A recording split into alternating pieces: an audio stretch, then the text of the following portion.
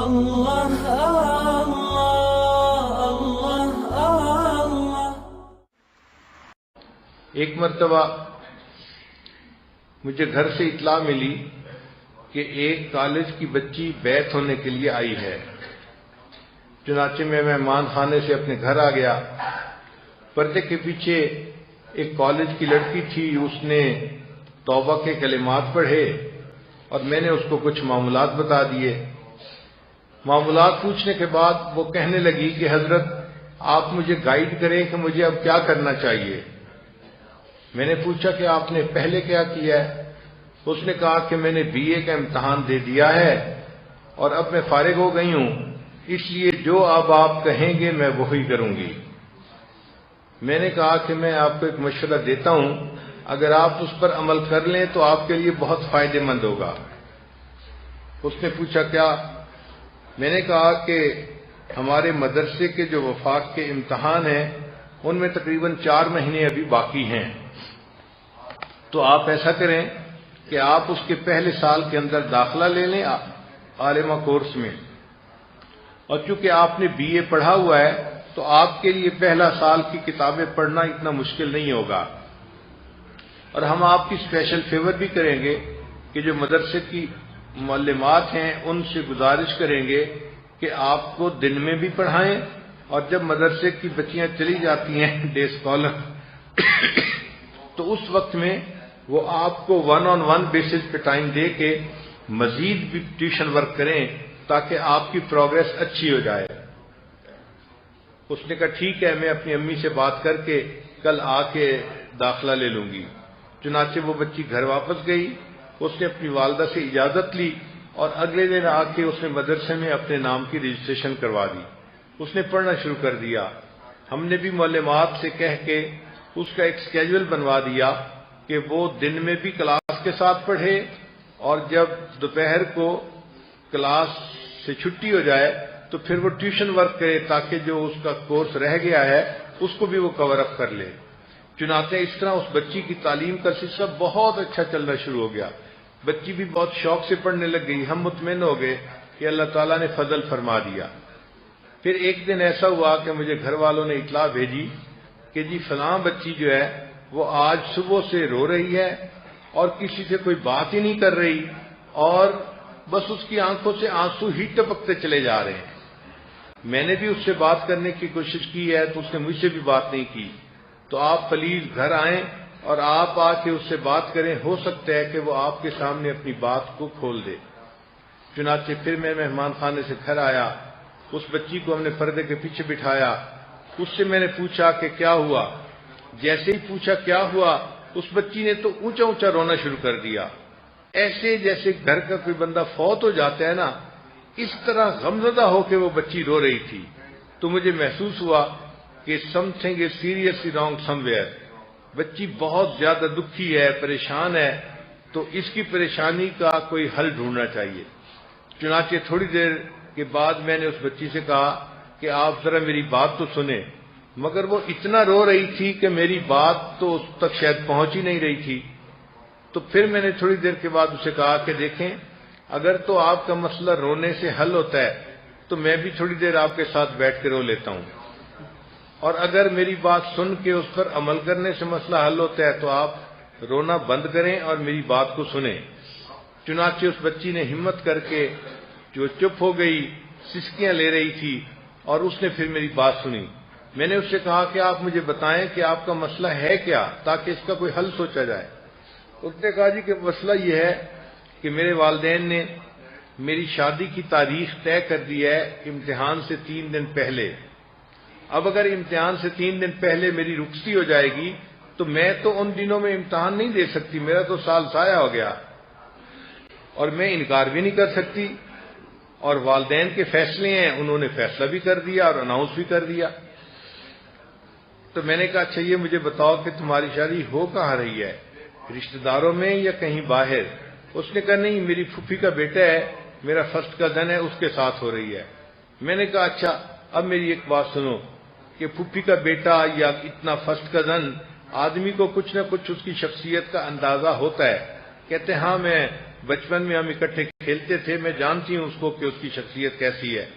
میں نے کہا اچھا یہ بتائیں کہ جب آپ ایسا کریں کہ آپ اپنی امی سے یہ کہیں کہ شادی کے جو کپڑوں کی تیاری ہے وہ آپ نے کرنی ہے اور میری باقی بہنوں نے کرنی ہے، میں مدرسے پڑھتی رہوں گی اور جس دن رخصتی ہے اس سے ایک دن پہلے میں مدرسے سے واپس آ جاؤں گی۔ اس نے ماں سے بات کی تو والدہ نے بات کو مان لیا، چنانچہ بچی مدرسے میں پڑھتی رہی اور جس دن اس کی رخصتی تھی اس سے ایک دن پہلے وہ مدرسے سے گھر واپس گئی۔ پھر بعد میں شادی کے بعد اسے واقعہ سنایا کہ جب میں گھر گئی تو میری ساری رشتہ دار خواتین آئی ہوئی تھیں، وہ بڑی انتظار میں تھیں، جیسے ہی میں گئی مجھے کہنے لگ گئیں تم کہاں چلی گئی تھی، ہم تمہارے انتظار میں بیٹھی تھیں۔ پھر امی نے مجھے کہا کہ دیکھو وہ جو مہندی لگانے والی عورت ہے وہ آئی ہوئی ہے، تمہارے انتظار میں ہے، جلدی کرو ہاتھ پاؤں پہ مہندی لگوا لو۔ اب ہاتھ پاؤں پہ مہندی لگوانا تھا تو وہ کہنے لگی کہ میں نے امی سے کہا کہ امی مجھے لوگوں کے سامنے بیٹھ کے مہندی لگوانے میں حیا محسوس ہوتی ہے، کتنا اچھا ہو کہ آپ مجھے اوپر کی سٹوری پہ بھیج دیں۔ ہمارے گھر کے اوپر کی سٹوری پہ بھی کچھ کمرے تھے، تو امی نے کہا ٹھیک ہے تم اوپر چلی جاؤ۔ چنانچہ میں اوپر چلی گئی، وہاں تنہائی تھی، وہاں میں نے ہاتھوں پہ بھی مہندی لگوا لی، پاؤں پہ بھی مہندی لگوا لی اور بیٹھ گئی۔ اب اکیلی تھی تو میں نے اپنی چھوٹی بہن کو بلایا اور اس کو کہا کہ دیکھیں میں آپ کو اتنے پیسے دوں گی، آپ میری مدد کریں۔ اس نے پوچھا کیا؟ میں نے کہا مدد یہ ہے کہ یہ جو میری کتاب ہے نا اس کا صفحہ آپ آ کے الٹ جایا کریں، کیونکہ میں مہندی کی وجہ سے اس کا صفحہ الٹ نہیں سکتی۔ چنانچہ میری چھوٹی بہن آ کے کتاب کا صفحہ الٹ جاتی اور میں اس کتاب کو بیٹھی پڑھ رہی تھی، اور وہ کتاب صرف اور نحو کی تھی۔ کہنے لگی کہ اس رات بھی میں پوری رات صرف نحو کی کتابیں پڑھتی رہی، حتیٰ کہ رخصتی والے دن جب میں جدا ہو رہی تھی تو میں دلہن بنی ہوئی تھی اور میرے پاس میک اپ کا جو ہے نا باکس تھا جو میں نے اپنے ساتھ رکھنا تھا، اسی باکس کے ساتھ میں نے صرف اور نحو کی کتابیں بھی اپنے ساتھ رکھ لی۔ جب میں اگلے گھر گئی تو وہاں پر انہوں نے دلہن کو ریسیو کیا تو بہت ساری خواتین تھیں جو آ گئیں کمرے میں، باتیں کرتی نہیں۔ پھر کچھ دیر کے بعد خواتین نے کہا کہ اچھا اب ہم جاتی ہیں کیونکہ آپ کے شوہر نے آنا ہے۔ خواتین چلی گئیں، وہ کہنے لگی کہ میں اب دلہن بنی بیٹھی ہوں اور میں اس گھونگھٹ کے اندر کتاب چھوٹی سی تھی صرف نحو کی، وہ بیٹھی پڑھ رہی تھی اور میں صرف کی گردانیں یاد کر رہی تھی۔ حتیٰ کہ جب دروازہ کھلا اور مجھے پتہ چلا کہ میرا ہسبینڈ کمرے کے اندر آ رہا ہے تو میں نے ان دونوں کتابوں کو تکیے کے نیچے رکھ دیا اور اپنے ہسبینڈ کے ساتھ اپنا وقت گزارا۔ جب صبح فجر کی نماز پڑھی تو ہسبینڈ آیا، ہم تو آخر فرسٹ کزن تھے، طبیعتیں ایک دوسرے کو پہلے ہی جانتی تھیں اور اب تو ایک رات ہم نے اکٹھی گزار لی تھی تو طبیعتیں ایک دوسرے سے بہت زیادہ واقف ہو چکی تھیں۔ تو میں نے اپنے ہسبینڈ سے ناشتے کے وقت بات کی کہ میں ایک عربی کورس کر رہی تھی، اب میرے امتحان کا وقت بہت قریب آ گیا ہے، آپ پلیز اگر میری مدد کریں تو میرا 1 سال بچ سکتا ہے ورنہ میرا 1 سال ضائع ہو جائے گا۔ ہسبینڈ نے پوچھا کہ کیا؟ میں نے کہا کہ 2 دن کے بعد میرا پیپر ہے اور دلہن کو اپنے گھر سے نکلنے کی اجازت نہیں ہوتی، اب آپ نے مجھے کمرے امتحان میں پہنچانا ہے اور پیپر کے بعد وہاں سے لے کے آنا ہے۔ اس نے کہا اچھا میں کوئی اسکیم بناتا ہوں۔ چنانچہ اگلے دن اس نے اپنی امی سے بات کی کہ امی میں نے نیا سائیکل موٹر خریدا ہے اور آج کل میں نے آفس سے بھی چھٹی لی ہوئی ہے 1 ہفتے کے لیے، تو اگر میں ناشتے کے بعد اپنی بیوی کو گھمانے کے لیے شہر میں لے جاؤں 1 گھنٹے کے لیے تو کوئی اعتراض تو نہیں ہے؟ تو ماں اپنے بیٹے کو کیسے منع کر سکتی تھی؟ اس نے کہا ہاں بیٹا بیوی کو لے جاؤ، مگر وہ وقت ہوتا ہے عورتوں کے آنے کا اور ملنے کا، تو اس کو جلدی گھر لے آنا۔ اس نے کہا ہاں امی میں جلدی گھر لے آیا کروں گا۔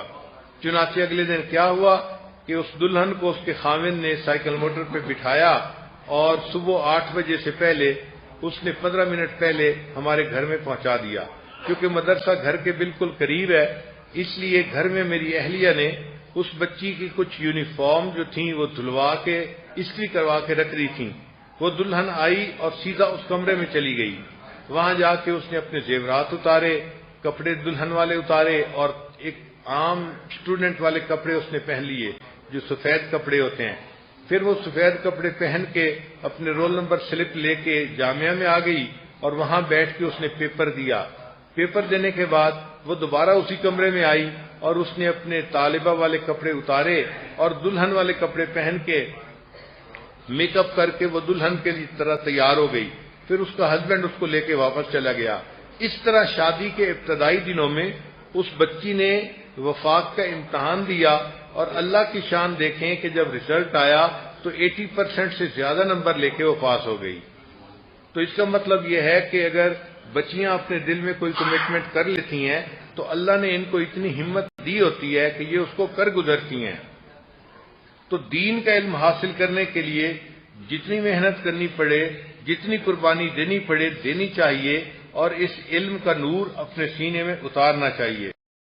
لا الہ الا اللہ لا الہ الا اللہ لا الہ الا اللہ لا الہ الا اللہ لا الہ الا اللہ لا الہ الا اللہ لا الہ